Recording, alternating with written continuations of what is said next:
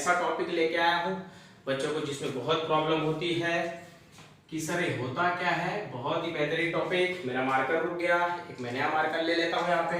Hybridisation, hybridisation.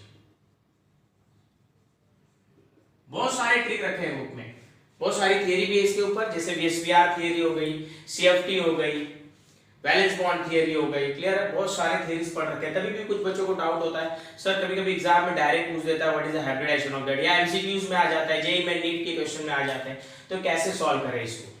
बहुत सारे बच्चों को अभी तक इसमें प्रॉब्लम है, तो मैं एक बहुत छोटा सा वीडियो आपके सामने हाइब्रिडाइजेशन को लेके आया हूँ। सबसे पहले समझेंगे कि हाइब्रिडाइजेशन चीज क्या है। तो मैं एक छोटा सा पहले डेफिनेशन दे दूं इसका। It is the process of mixing and recasting of, it is the process of mixing and recasting of atomic orbital which having a nearly equal energy, and after the reaction it gives equal number of and same energy of molecular orbital। Sir हमारे ऊपर से चला गया। चलो आ जाओ, एक मैं छोटा सा एग्जांपल ले लेता हूं। जैसे यहाँ पे मेरे साथ जो बच्चे बैठे हैं, तो मैं एक एग्जांपल ले लेता हूं। ये मेरे पास 3 ऑर्बिटल है यहाँ पर, ठीक है, 3 ऑर्बिटल है। देखो सारे सिंगल है बेटा, मतलब ये एटॉमिक ऑर्बिटल है। सिंगल है मतलब एटॉमिक ऑर्बिटल है। सबको मालूम है जो सिंगल होता है एटम होता है। सर कहीं 2 लोग बैठे हैं तो मॉलिक्यूल हो जाएगा, कहीं भी 2 बैठ गए तो मॉलिक्यूल हो जाएगा, पढ़ रखा है आपने। चलो मेरे पास ये 3 एटम है, समझ लो पहला एटम हो गया। चलो इस बच्चे का नाम ले लेते हैं, माय वेरी फेवरेट स्टूडेंट विकास ले लिया मैंने।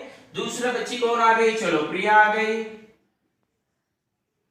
क्लियर। और तीसरा मैंने यहां पे ले लिया ऑर्बिटल। देखो तीनों अकेले हैं, अलग अलग है। एक विकास ऑर्बिटल है मेरे पास, एक प्रिया ऑर्बिटल है, एक अशोक ऑर्बिटल है। Now they are having a nearly equal energy. समझ लो हम लोग एनर्जी बेटा रुपीस को मान लेते। विकास के पास 98 है, प्रिया के पास 100 है और अशोक के पास 102 रुपीस है। कंसीडर किया ऐसा, एनर्जी कंसीडर कर लिया, ठीक है। चलो it is the process of mixing and recasting. देखो ए विकास प्रिया अशोक तीनों ऑर्बिटल आपने मिक्स किया बेटा। अब ये जो ऑर्बिटल नए देंगे वो मिक्स हो गए, और मैंने बोला more than one is what? Molecular orbital. Molecular orbital same number भी होगी, इक्वल एनर्जी भी होगी। देखो यार 3 ऑर्बिटल क्यों मिले? क्योंकि यहाँ पे 3 ही ऑर्बिटल लिया था बेटा। अगर 4 लेते तो 4 मॉलिक्यूलर मिलते, 5 एटॉमिक ऑर्बिटल लेते तो 5 मॉलिक्यूलर ऑर्बिटल मिलते। समझ में आ रही है बात? जिसको बिल्कुल समझ नहीं आएगा मुझे कमेंट करेगा बाद में कि सर ये बात आपकी नहीं समझ में आई थी। चलिए आ जाओ देख लेते पहले इसको। तो ये जो रिएक्शन हुआ मुझे क्या मिला? Molecular orbital. अब मॉलिक्यूलर ऑर्बिटल क्या है? देखो VPA VPA VPA। देखो यहाँ पे विकास प्रिया अशोक, विकास प्रिया अशोक, विकास प्रिया अशोक, तीनों मॉलिक्यूल में कुछ ना कुछ बराबर है, सबके थोड़े थोड़े कुछ ना पार्ट आ गए हैं। और तीनों की एनर्जी क्या हो गई बेटा? 100 रुपीस 100 रुपीस 100 रुपीस। अब कुछ बच्चे मुझे बोलेंगे सर अशोक ने विकास को 2 रुपए दे दिया ना। इस केस में पता ही नहीं है कौन सा अमाउंट, कौन सी एनर्जी किसके पास कितनी गई। ये भी हो सकता है इसके कुछ पार्ट इधर गए फिर यहां से इधर आए, हो सकता है इसके कुछ पार्ट जो है यहां चले आए, 4 चले आए, फिर 4 से कुछ इसमें 2 गए, फिर इसने 2 इसको दे दिया, कुछ भी हो सकता है। ऐसा बिल्कुल नहीं सोचेंगे कि अशोक ने 2 रुपए दे दिया, ठीक है। तो ये क्या हो गया बेटा? देखो देयर इज मोर देन 1। यहाँ 3 है ना, तो इसको आप क्या बोलते हो? मॉलिक्यूल बोलते हो। तो ये ऑर्बिटल हो गया बेटा मॉलिक्यूलर ऑर्बिटल, और इस प्रोसेस को बोलते हैं हाइब्रिडाइजेशन। क्या बोलते हैं इस प्रोसेस को? हाइब्रिडाइजेशन बोलते हैं, ठीक है। सर ये तो बात हो गई कॉन्सेप्ट की। अब कुछ बच्चे बोल रहे होंगे सर ये तो कॉन्सेप्ट की बात है, कैसे? अभी अब कुछ एग्जांपल से सॉल्व करके बताऊं तो कुछ अच्छा जमेगा आपको। इसको लिख लिया होगा? चलो अच्छा मिटा दे इसको। ये मेरा डस्टर लग रहा है थोड़ा खराब हो गया आज। चलो एक एग्जांपल लेके बताऊंगा, ठीक है। चलो एक छोटा सा एग्जांपल ले रहा हूं बेटा, बहुत बार आया हुआ क्वेश्चन है बोर्ड में। PCl5 का हाइब्रिडाइजेशन बताओ, फास्फोरस पेंटाक्लोराइड का हाइब्रिडाइजेशन। देखो कैसे करेंगे, ध्यान दो। फास्फोरस का एटॉमिक नंबर 50, तो इसका इलेक्ट्रॉनिक कॉन्फ़िगरेशन 285। दूसरी एटम कौन सी बेटा? क्लोरीन है, एटॉमिक नंबर 17। इसका इलेक्ट्रॉनिक कॉन्फ़िगरेशन 287। ठीक है, बहुत अच्छे से ध्यान देना, बहुत आराम से आएगा। यहां पे फास्फोरस की कितनी एटम है? कितनी है बोलो? एक है, तो देखो 1 into P प्लस क्लोरीन की कितनी एटम है?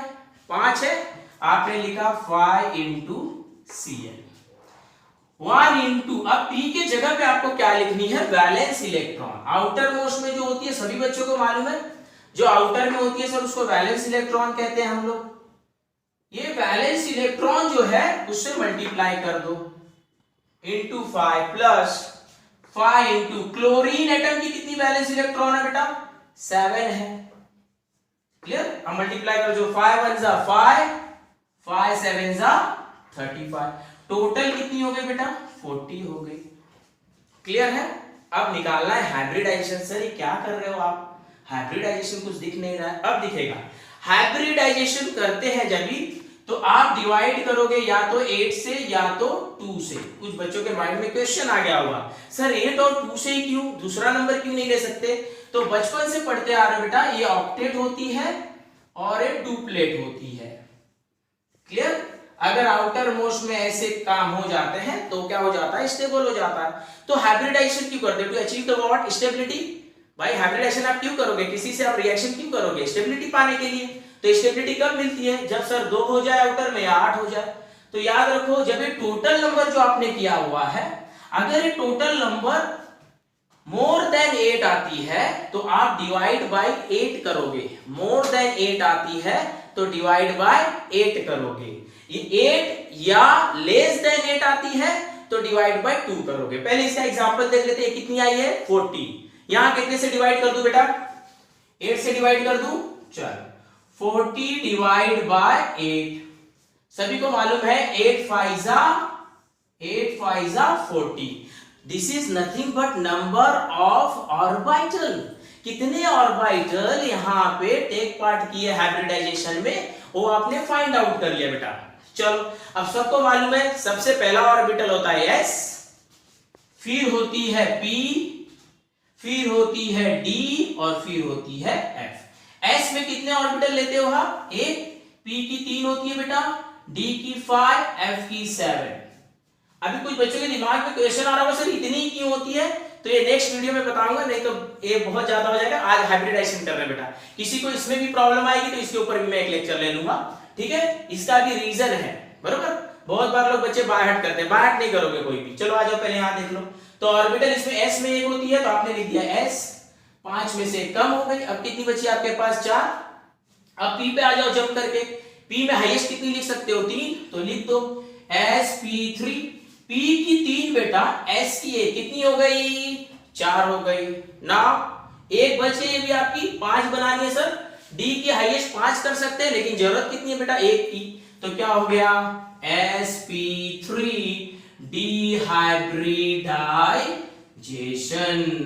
ऐसे कितनी भी बड़ी कंपाउंड हो बेटा, आपके सिलेबस में जितनी भी बड़ी बड़ी कंपाउंड निकालोगे तो आपने यही जो है जाके पी ब्लॉक में किया होगा कि हाइब्रिडाइजेशन कैसे निकालें, बरोबर है।